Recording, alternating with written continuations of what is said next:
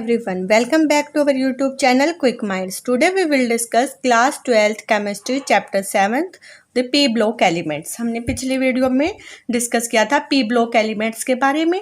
थोड़ा सा ओवरव्यू ले लेते. p block elements कौन से होते हैं? हमारे ग्रुप नंबर 13 से लेके 18 तक. ठीक है, इसमें क्या होता है? इनकी electronic configuration n² np1 to 6, इसलिए हम इनको p ब्लॉक एलिमेंट्स कहते हैं. क्यों कहते हैं इनको p ब्लॉक एलिमेंट्स? क्योंकि इनका जो वैलेंस इलेक्ट्रॉन, लास्ट इलेक्ट्रॉन होता है वो किस में होता है?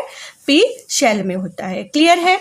तो आज हमें डिस्कस करेंगे इनको 1 बाय 1 13 से लेके 18 ग्रुप तक हम इसका डिस्कशन करेंगे.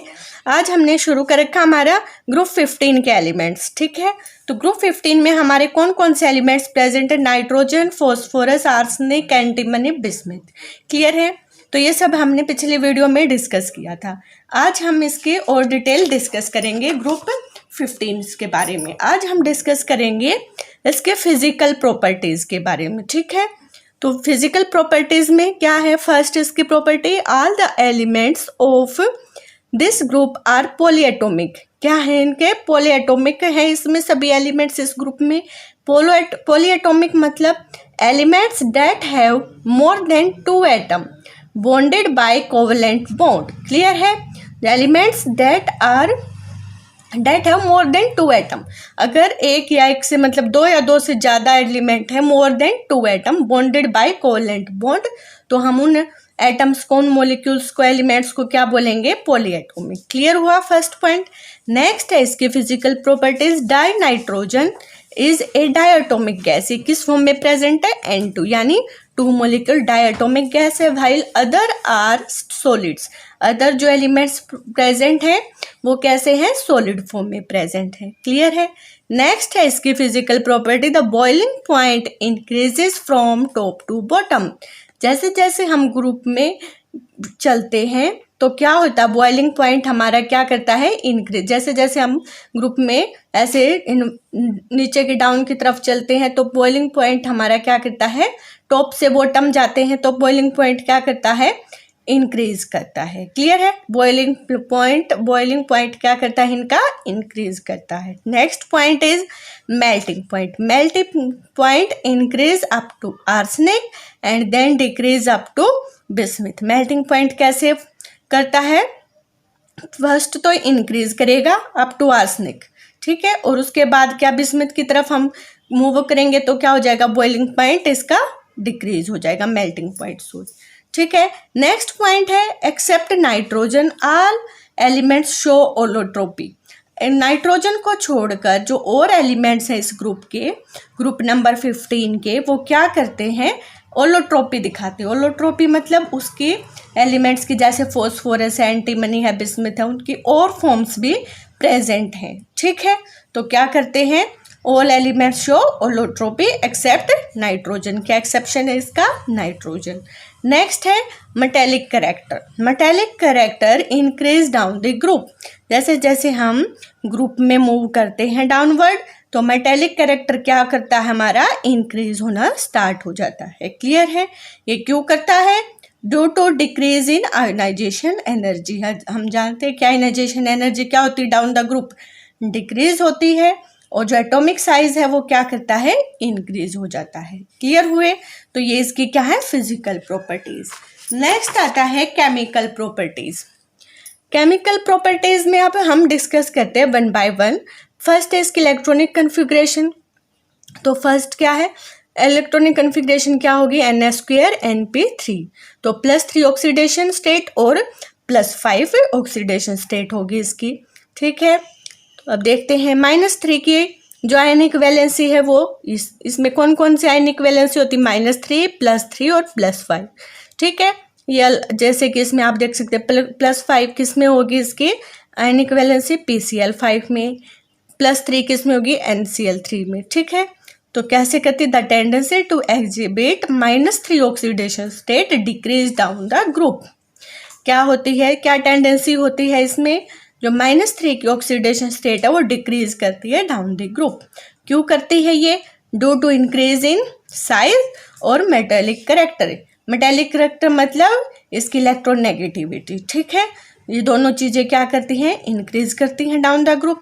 तो क्या होगा, इसकी -3 ऑक्सीडेशन स्टेट डिक्रीज हो जाएगी। क्लियर है।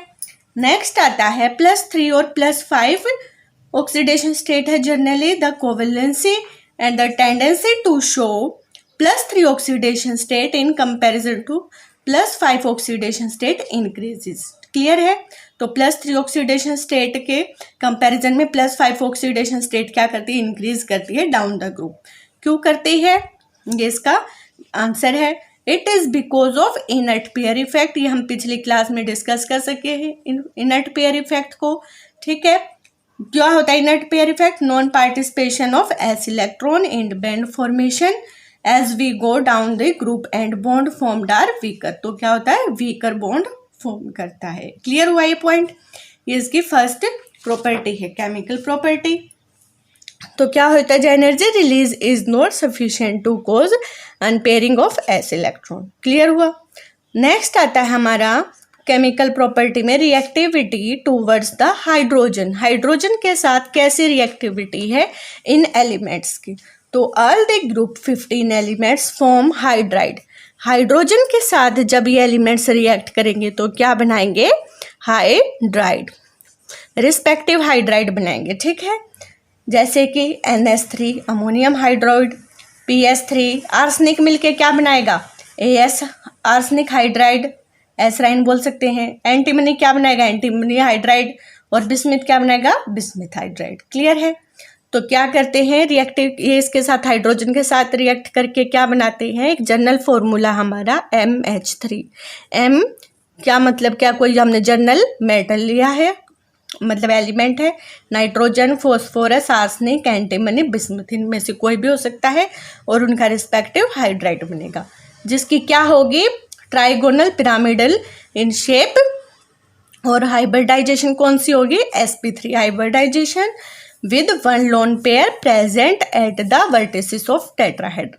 ये आप इसमें देख सकते हैं। ठीक है, इसमें क्या है, sp3 हाइब्रिडाइजेशन होगी और लोन पेयर प्रेजेंट होगा, और इसमें कौन सा होगा, टेट्राहेड्रन इसकी शेप होगी। क्लियर है। शेप इसकी होगी ट्राइगोनल पिरामिडल, और ज्योमेट्री कौन सी होगी, टेट्राहेड्रन। क्लियर हुआ। ये रिएक्टिविटी है टूवर्ड्स द हाइड्रोजन, क्या बनाते हैं, रिस्पेक्टिव हाइड्राइड बनाते हैं। नेक्स्ट इसका पॉइंट आता है, इसी में इसका फर्स्ट पॉइंट है थर्मल स्टेबिलिटी। अब कैसे थर्मल स्टेबिलिटी इंक्रीज और डिक्रीज करती है, जैसे हम ग्रुप में मूव करते हैं। थर्मल स्टेबिलिटी का मतलब क्या होता है, कैसे क्या होता है, how easily it can be decompose. जो एलिमेंट जितना जल्दी डिकम्पोज होगा उसकी थर्मल स्टेबिलिटी उतनी ही ज़्यादा होगी। ठीक है। Decrease down the group because the increase in size. Thermal stability क्या होती है हमारी, डिक्रीज करती है एज हम डाउन द ग्रुप चलते हैं तो। ठीक है। Which result in beaker bonds. Weak bond होगा तो कम जल्दी से डिकम्पोज हो जाएगा, तो थर्मल स्टेबिलिटी कम हो जाएगी। क्लियर है। तो डिक्रीज करती है down the group. First point clear. Next है इसकी, इसी में रिड्यूसिंग कैरेक्टरिस्टिक। रिड्यूसिंग कैरेक्टरिस्टिक हमने रेडॉक्स रिएक्शन में पढ़ा, रिड्यूसिंग एजेंट और ऑक्सीडाइजिंग एजेंट। ठीक है। तो रिड्यूसिंग कैरेक्टरिस्टिक मतलब, रिड्यूसिंग होने का मतलब क्या होता है, कितने इलेक्ट्रॉन, कितना जल्दी इलेक्ट्रॉन को एक्सेप्ट कर लेता है एलिमेंट, वो उसका बताता है रिड्यूसिंग नेचर, रिड्यूसिंग कैरेक्टरिस्टिक। ठीक है। तो ये क्या करता है, रिड्यूसिंग कैरेक्टरिस्टिक कैसे करती है, इंक्रीज डाउन द ग्रुप। जैसे जैसे हम ग्रुप में मूव करेंगे तो रिड्यूसिंग कैरेक्टर क्या होगा, इंक्रीज होगा, because of thermal stability decrease. अभी हमने पढ़ा पीछे, थर्मल स्टेबिलिटी डिक्रीज हो जाएगी और बॉन्ड लेंथ क्या हो जाएगी, इंक्रीज डाउन द ग्रुप। तो रिड्यूसिंग कैरेक्टर भी क्या होगा हमारा, इंक्रीज करेगा। क्लियर है। नेक्स्ट है अमोनिया। एक नोट है, बना के लिखो, ammonia is mild reducing agent. Ammonia क्या है हमारा, ये इंक्रीज कर रहा है, तो जो अमोनिया किससे बनेगा, NH3 से बनेगा ना, तो अमोनिया क्या होगा, माइल्ड रिड्यूसिंग एजेंट बनेगा।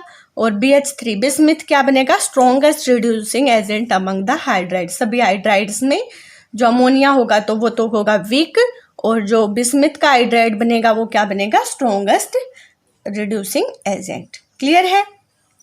नेक्स्ट इसी में पॉइंट आता है बॉइलिंग पॉइंट। अब बॉइलिंग पॉइंट कैसे मूव करता है, कैसे इंक्रीज डिक्रीज करता है, ये हमारे हाइड्राइड है सभी के, NH3 PH3 ASH3 Sb3 BH3, ठीक है। ये सभी इस वे में इनका मैंने इसका ऑर्डर लिख रखा है, ठीक है। तो सबसे ज़्यादा बॉइलिंग पॉइंट किसका होगा? बिस्मिथ वाले का होगा। SS इंक्रीज हो रहा है due to increase in van der Waals forces. इसका ये ऑर्डर कैसे है? Due to increase in van der Waals forces. लेकिन एक एक्सेप्शन है, NH3 अमोनियम हाइड्रोइड, ये हमारा इसका बॉइलिंग पॉइंट बहुत ही ज़्यादा है, ठीक है। ये कैसे हम भी देखते हैं। Boiling point increase regular form, ये रेगुलर फॉर्म में इंक्रीज कर रहा है due to PH3 point increase regularly from PH3 to BH3 because increase in van der Waals forces। ये बॉइलिंग पॉइंट कैसे क्यों इंक्रीज करता है इस ऑर्डर में? क्योंकि वन डर वाल फोर्स ऑफ अट्रैक्शन की वजह से, ठीक है। Force increase in the mass and size, तो इसमें मास में इंक्रीज होता है और साइज में इंक्रीज होता है, तो ये इस ऑर्डर में बॉइलिंग पॉइंट इंक्रीज करता रहता है। इसका रीजन क्या है? Due to increase in van der Waals forces. Clear है। नेक्स्ट है NH3 in this group has exceptionally high boiling point. तो इसका बॉइलिंग पॉइंट क्या है? NH3 का बहुत हाई है because of its ability to under hydrogen bonding. क्या होता है इसमें? NH3 में हाइड्रोजन बॉन्डिंग की वजह से जो इसका बॉइलिंग पॉइंट है वो क्या है? एक्सेप्शनली हाई है। क्लियर है। Therefore correct order of boiling point क्या होगा? PH3 ASH3 NH3 एंटीमनी और बिस्मिथ। क्लियर है। तो ये इसका बॉइलिंग पॉइंट का ऑर्डर है। क्लियर। और NH3 क्या है? एक्सेप्शन है इसमें, इसका हाई बॉइलिंग पॉइंट है due to undergo hydrogen bonding. तो ये इसका थर्ड पॉइंट क्लियर हो गया। नेक्स्ट है इसकी बेसिक कैरेक्टरिस्टिक्स। बेसिक कैरेक्टरिस्टिक्स में हम पढ़ेंगे NH3 and other hydride are basic in nature. तो इनका नेचर कैसा है? बेसिक है because of lone pair of electrons over the centre atom. जो सेंटर एटम प्रेजेंट है उसके चारों तरफ जो lone pair of electrons present हैं उनकी वजह से NH3 और जो अदर हाइड्राइड्स हैं उनका कैसा नेचर है? बेसिक नेचर है। तो बेसिक कैरेक्टर कैसे क्या करता है? Decrease down the group. जैसे कि हम ग्रुप में मूव करते हैं तो बेसिक कैरेक्टर भी क्या करता है? डिक्रीज करता रहता है, move down the group. Clear है। तो बेसिक कैरेक्टर क्या होगा? ये इसका ऑर्डर होगा बेसिक कैरेक्टरिस्टिक्स का। सबसे ज़्यादा बेसिक कौन सा है? NH3 और सबसे कौन सा कम? BiH3 because of increase in the size of centre atom and thus reduction in its tendency to give lone pair with decrease in the electron density. तो इसका क्या रीज़न है? Because of increase in size of centre atom and thus reduction in the tendency to give lone pair. तो क्या होती है इसकी tendency? क्या होती है? लोन पेयर के इसमें रिड्यूस हो जाती है विच डिक्रीज द इलेक्ट्रॉन डेंसिटी, और इसकी इलेक्ट्रॉन डेंसिटी भी क्या हो जाती है? डिक्रीज करती है। नेक्स्ट है इसका एक important question, PH3 when pass through water form bubbles while NH3 does not. ये एक क्वेश्चन है इम्पोर्टेंट, कई बार पूछ लिया जाता है। जो PH3 हम उसको वाटर में पास करते हैं तो बबल्स फॉर्म करते हैं, लेकिन NH3 ऐसा नहीं करता। इसका ऐसा नेचर क्यों है? It is because of unlike PH3 NH3 क्या है? Soluble in water. NH3 क्या है?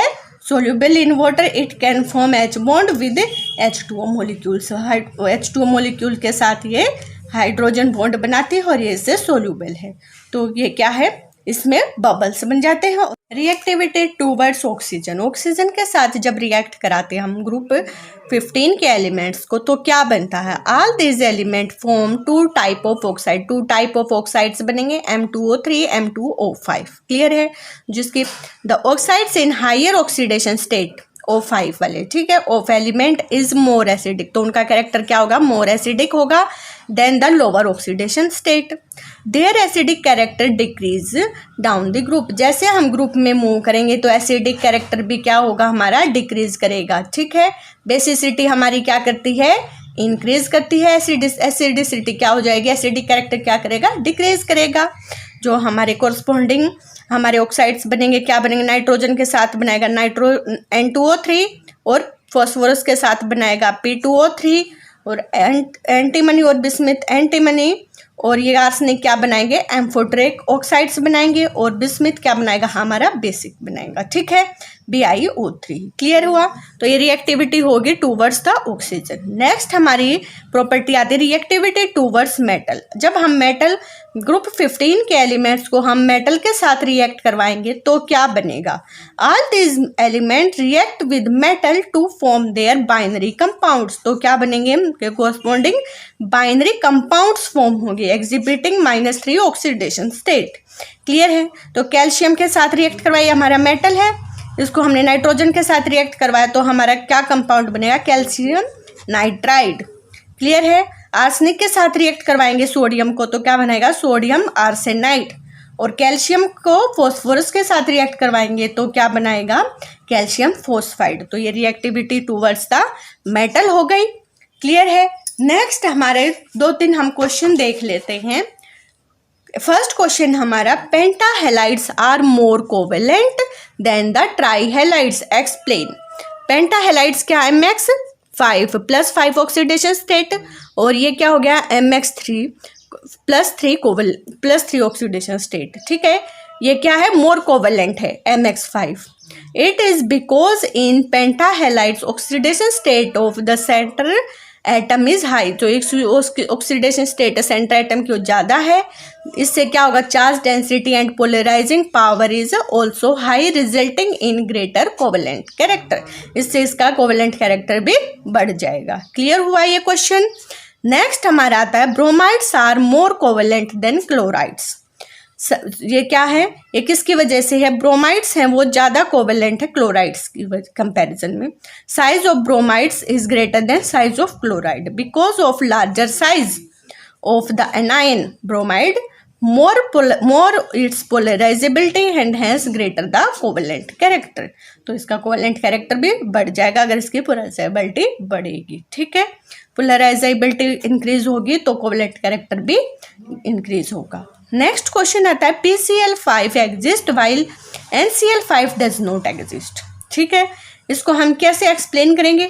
It is because unlike P, nitrogen does not have vacant d orbitals. Nitrogen के पास, P के पास क्या है? d ऑर्बिटल्स प्रेजेंट है, लेकिन नाइट्रोजन के पास d ऑर्बिटल्स प्रेजेंट नहीं है। To which s electron can move after getting unpaired. तो s इलेक्ट्रॉन क्या कर जाता है? मूव कर जाता है, इसलिए क्या है?